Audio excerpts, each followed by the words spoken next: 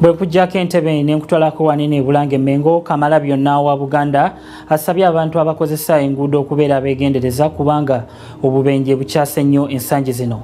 Oweekitiibwa Charles Peter Mayiga ayagala enguudo ziteekebweko kamera okusobola okuzuula abo abavugisa ekimama ko n'okukendeeza ku bubenje. Omusasi waffe katuwa ebisingawo.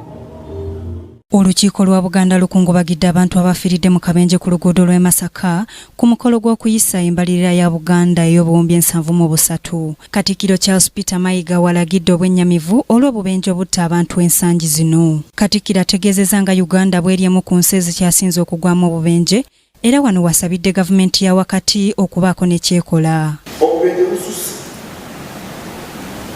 Tusaba gavumenti erabe nga amateeka g'ebidduka gagobererwa. Ekisooka okugoberera ekkomo ku misinde.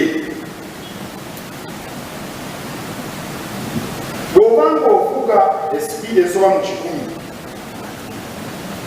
emmotoka tyasobola kugifuga. Ebidduka okubeera mu mbeera entuufu. Ennimi eziri ku bupande tewali kigaana kuziteeka mu nnimi omuntu asobola okusoma n'ategeera.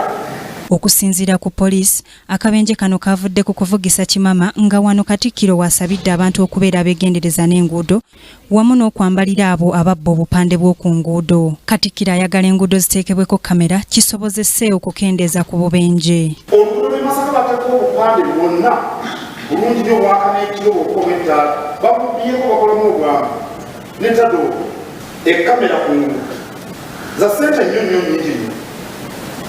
Kamera sisa ssente nnyingi n'akamu okukwata ebifaananyi abamenya amateeka sisa ssente yaabwe tebata tekinologiya muzibu oba tuyite bata Abamerika bajje batuyamba n'abaana abasomye magende batuteekera obulungi nnyo. Abantu 21 be bafiiridde mu kabenje akagudde kampiringisa ng'abantu 6 babadde ba famire emu. Basirika Sarah, Kingdom TV, amalindirire. This is Kingdom TV.